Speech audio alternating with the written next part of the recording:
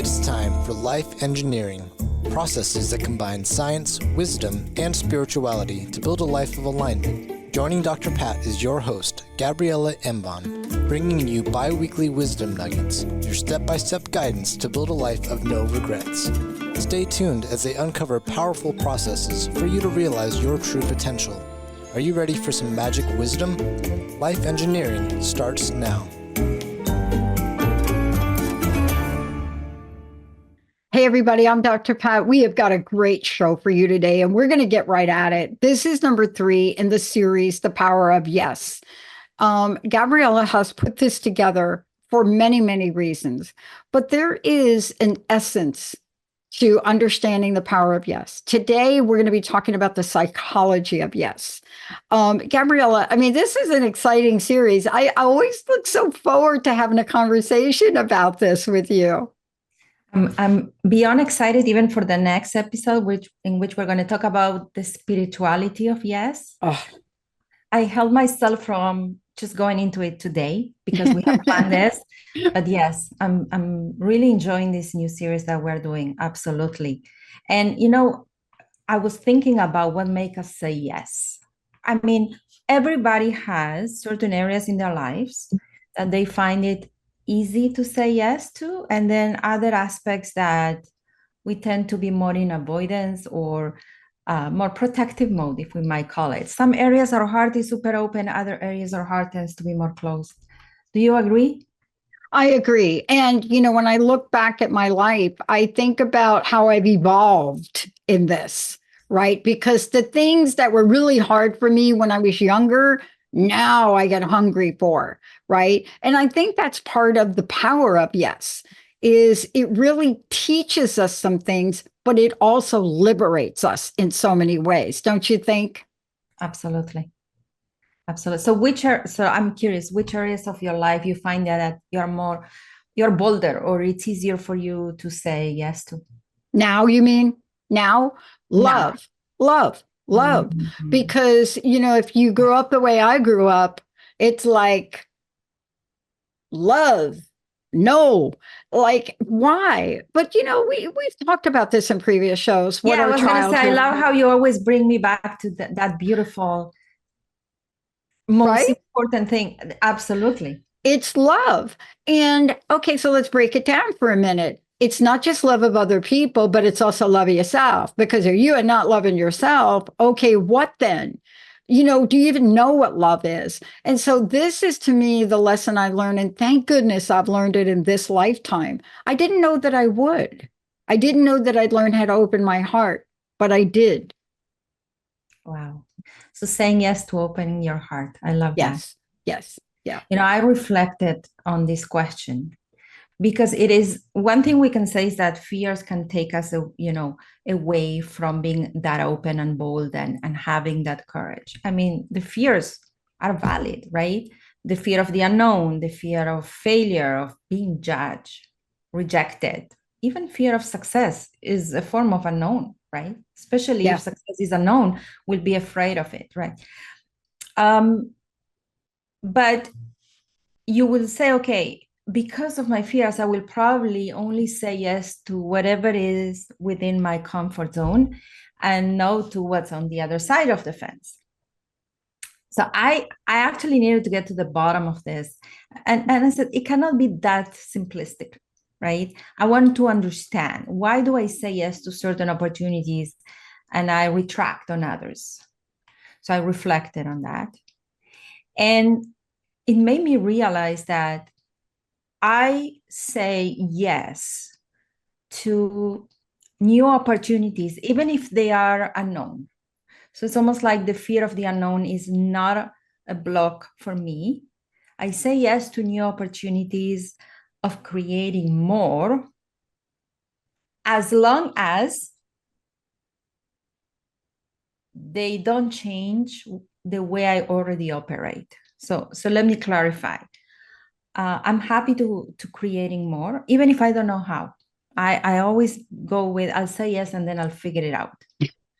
But I'm very quick to say no when suggestions come about me doing things differently that I've done, when there's no reason. Why would I change when it's working, right?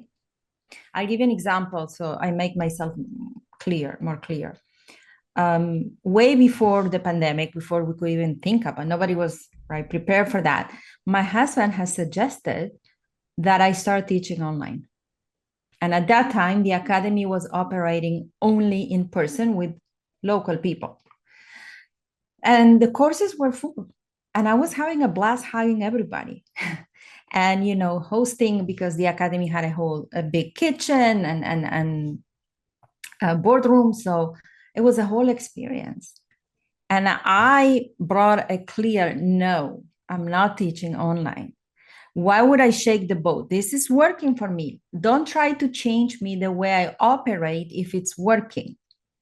So if it was about teaching a new class or doing anything new, even if it's about a topic I'm not familiar with, I'll learn it.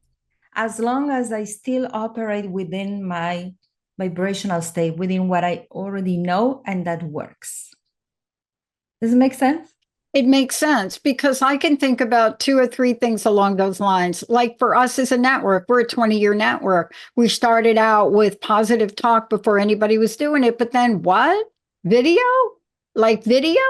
And, I remember being in the radio studio and saying to Benny, my producer, I am never going to do video, right? Do you remember saying that? And then all of a sudden cameras started to pop up everywhere and there was video everywhere. So somehow I made the move, right? And I think if it wasn't for having a great team and Jessica and Linda and everybody here that made this so transparently easy for me, I wouldn't have done it. But the kind of same thing. But you talked about before the pandemic, and let's just talk about some of the decisions we make and why we make them. I remember in 2019, that was before the pandemic, right? I remember a superb opportunity came up that I said no to originally. And I don't know what happened I do know what happened to get me from no to yes, but it was an invitation to be in a music video with John Legend. And you say no to that. Holy cow. Why do you think that happens, Gabriela? Well, we'll talk more about that. What makes us say yes to certain opportunities and no to others? We'll get more clear. I totally understand when you said video, no way. I think it sounds funny, but I get scared of technology, of change. Again, change, not of the end result, of the way I do things. I get too attached, interesting, not to the results. I get very attached to the path, to the way. Once I learn it, I don't want to change it. So I get scared of technology, change, AI. When everything started out, oh my God, so scared. I remember when the internet came and became a big thing. I was in university at that time. And the idea of asking a question, Googling a question, or surfing to find answers, it felt horrendous to me. Just open an encyclopedia. Why would I ask? For me was, why would I ask the internet when I cannot validate that this is true? And I have different answers, and now I need to filter among all this information. I was so resistant to that. Of course, today we can see our lives without it, right? But so I think that every time there is such a change, for me, that is difficult. And that's the question, as you ask, is why, right? So why did I refuse from teaching online? Why did you refuse being on that video? To answer the question, we need to understand how we are designed to change, because we do have a design about change as well, or what drives the initial desire to change. So we have 2 kinds of people or souls. Some people, we call them instigators, okay? These are individuals that what ignites their decision to change and say yes to a new opportunity is internal dissatisfaction. That is usually invisible for others, right? It's internal. So others are not seeing, why would I be dissatisfied? Therefore, they might not understand my desire for change. Well, what's wrong with you? Why do you want to change this? Why do you want to change your job? It pays well, you're happy, right? When nothing is obvious on the outside, then people are questioning, are you always dissatisfied? Why do you need to change or move or want more? So for these individuals, they first say yes internally to that internal urge for more or for new before they say yes externally. And usually they get the eyes of other people because they don't understand what's going on within yourself. That's not me.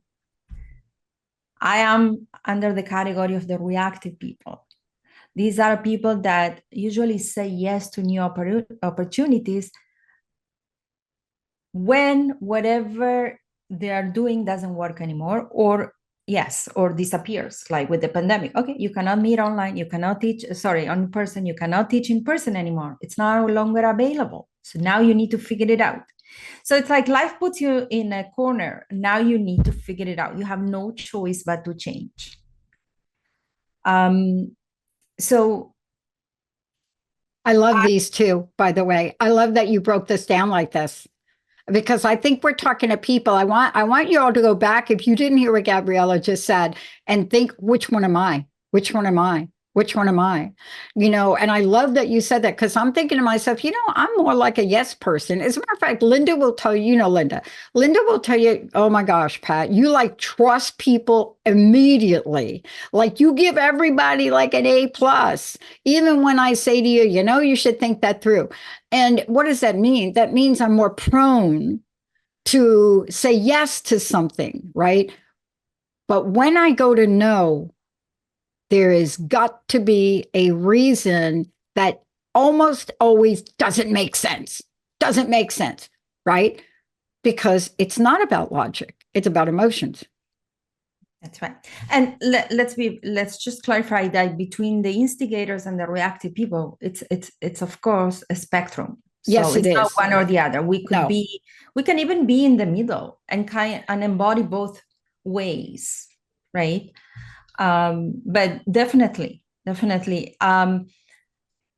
it's all about how we also make decisions, and if we make decisions according to how something makes us feel, or what our body is signaling us, our gut feeling or our intuition, that also plays. It's always a multi-angle way of looking at that. But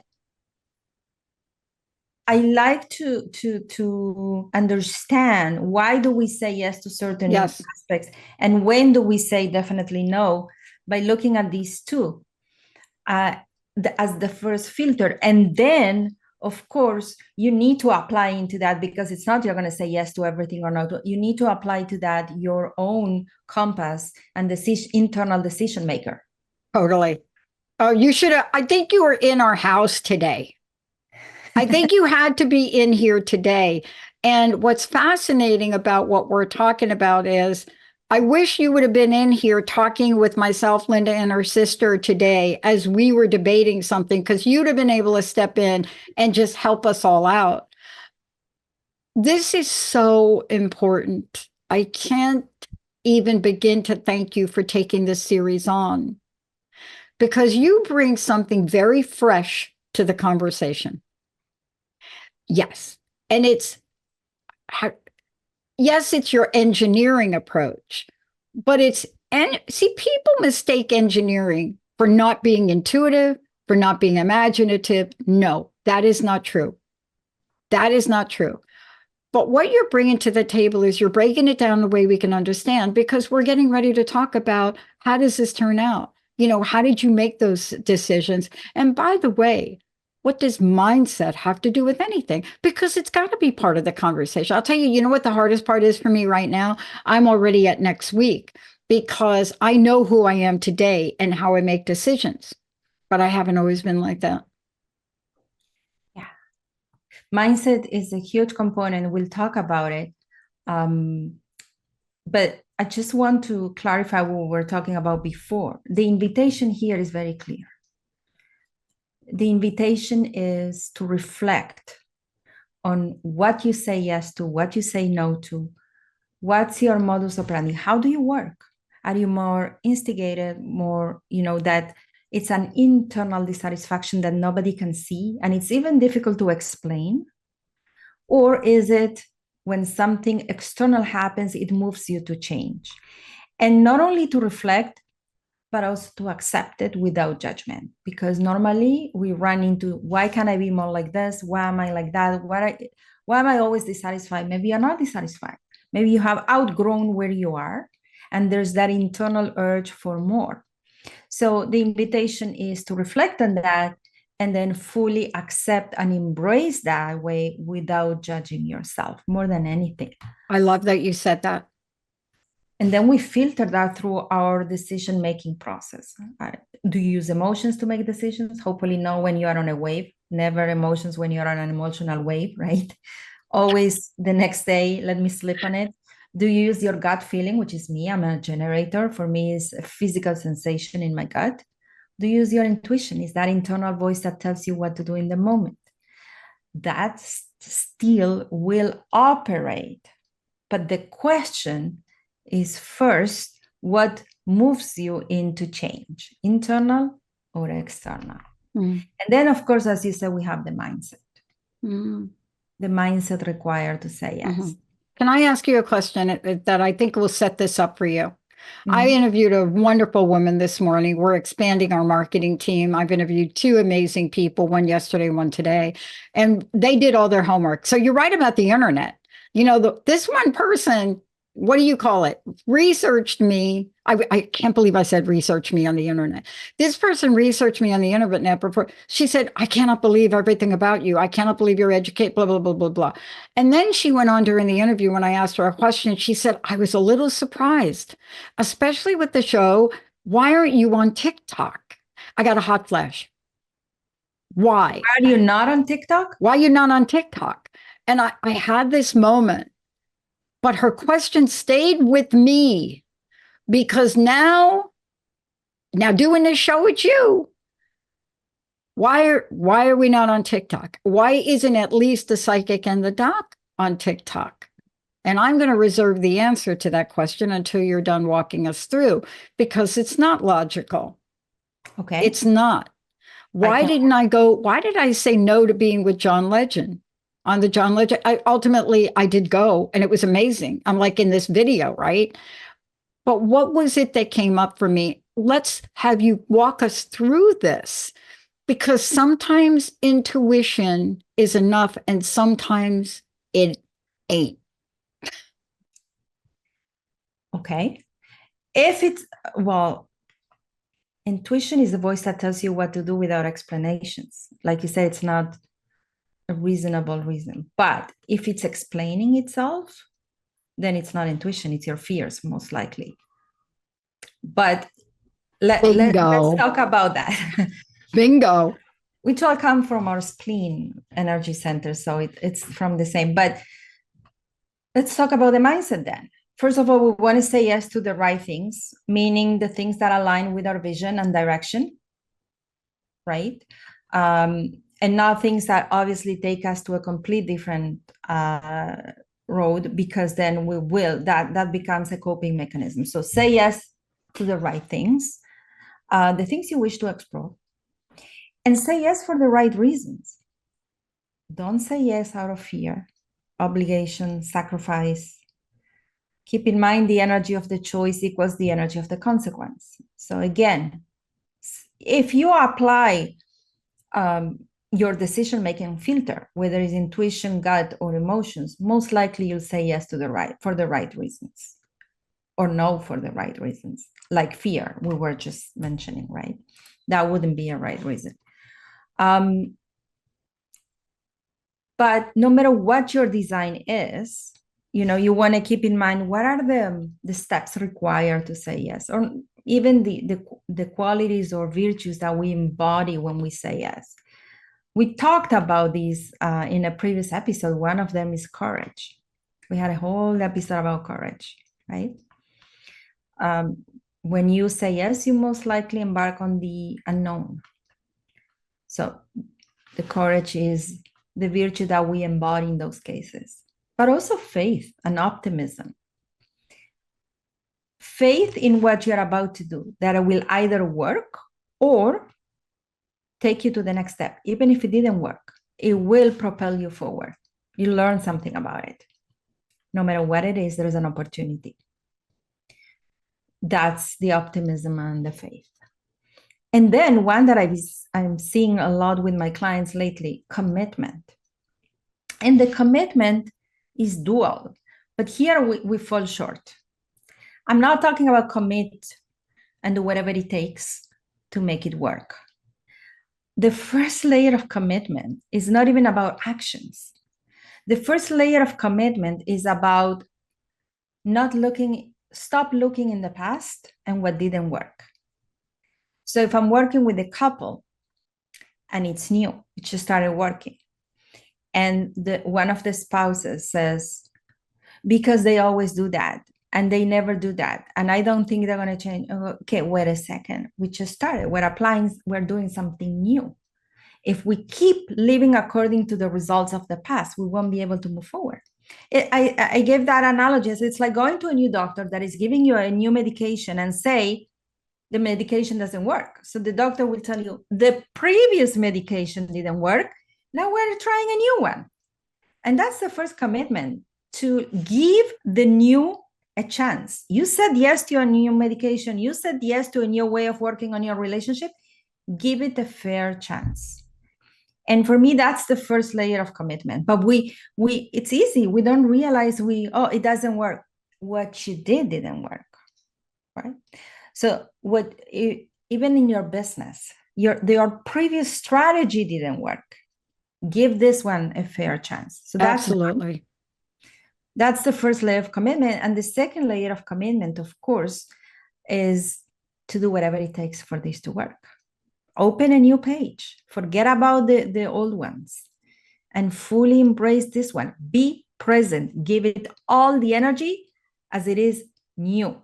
Imagine you have a second child and you tell the second child, I'm not going to treat you as you are a new person. I already used some of my resources with the first one. No, give it all. So that's what I mean about commitment. It's easy for us to remember what didn't work, and more difficult to think about what could work with this new way of doing things, new approach, new solution.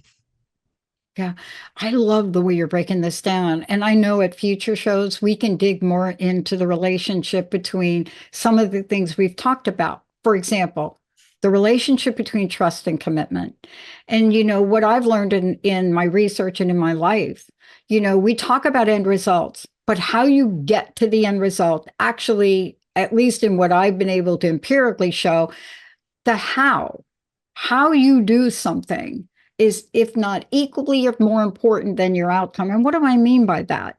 It's how you talk about whether you're going to say yes or no to someone. It's how you get to commitment, how commitment affects trust. So what you're talking about is so important. But you're right about this. And you've talked about this in previous shows. And let's talk about conditioning now. Why did I say no? Why? I'll tell you, the John Legend thing, I was having a moment in my life where I just didn't think I was good enough. I didn't think I was good enough to be this network owner, to represent transformation in this way. I didn't think I was good enough to lead the team I have. I didn't think I was good enough for all of you as host. I didn't think I was good enough to coach you. I didn't think I was good. I wasn't enough. So what conditioning plays a factor to get somebody like me, who my coach would say, what the heck did you do to come up with that, Pat? Right? Let's talk about conditioning. Well, we already talked about we're conditioned according to how we grew up, right? If every mistake was a big deal, if every time we fell, they made a scene out of it, then we'll be very reluctant to try new things. Rather than seeing the opportunity, right, to grow. And that comes from how our parents view our journey. And that starts when we're very, very little, right? When we talk about courage. If we were running and we fell and our parents yell, I told you not to run, that's it, right? One more example like that, and another, the next thing you know, you go, let me just stay safe and not hear those comments. So definitely, that will affect our willingness to take risks. But hey, this is our life. Yeah. We want to live it with intention and attention. And if we don't dream, because that can affect some people, okay, they don't dare, but they dream. Others don't even dream. Why would I dream? There's no way I'm going to do it anyway, right? And perhaps for you, when you said no to that video, it was not even about dreaming. It's not that you were afraid to feel not good enough. It wasn't even an imposter syndrome. Perhaps it was, I don't want to even dream about that. That's right. That's right. You know, I love what you said. We're going to talk about this in the upper, but you said something so important. You know, people don't know this about me, but I'm going to just tell everybody, and we're going to stretch this interview a little bit because I want to make sure we get it all in. If I were to say to you, Gabriela, can you imagine me as a young child? I was a quitter. You'd be like, what? Yeah. Okay.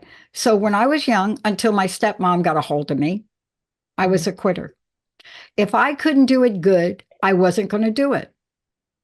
How did I learn? I got to tell you, I don't have time for the whole story, but I will tell you this.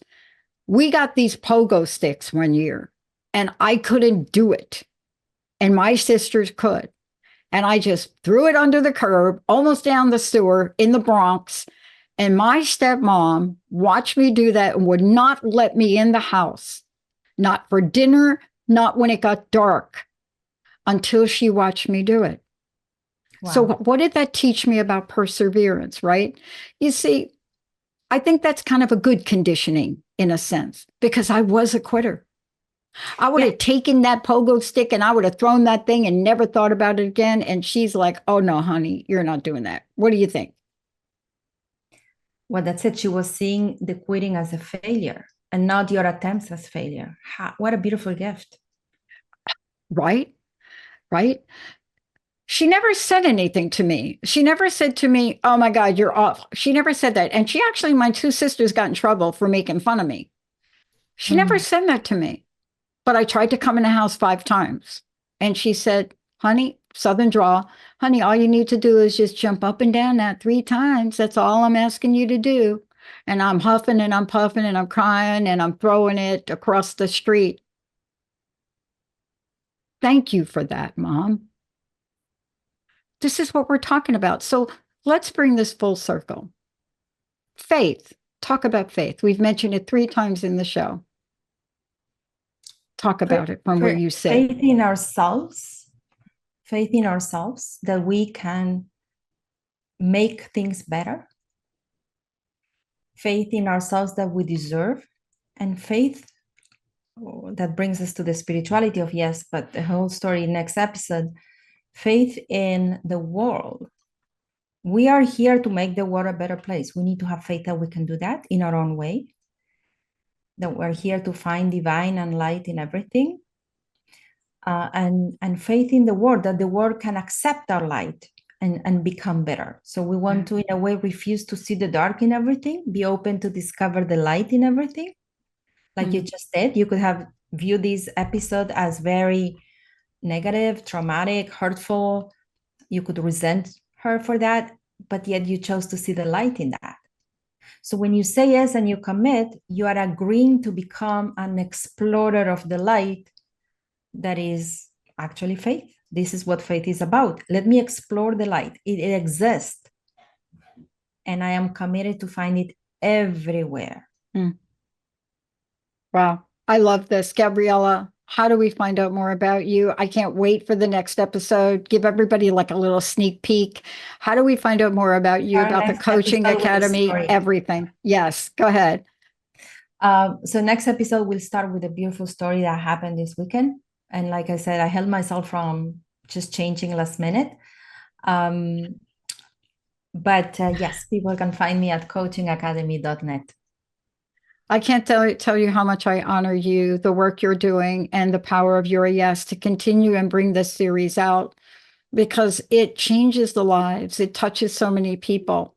And it also reminds me that underneath all of the things that I think are dark, that I think are ugly, that I think I can't, underneath all of that is the power of yes. Thank you, Gabriela, for everything you do.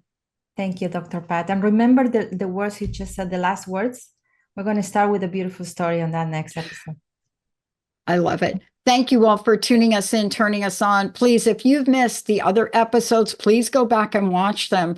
You know, I'm hoping when all of this is done, we can take the whole compilation for Gabriela and put this into a very, very powerful, powerful series for all of you. But for now, remember, this is your destiny. We'll see you next time.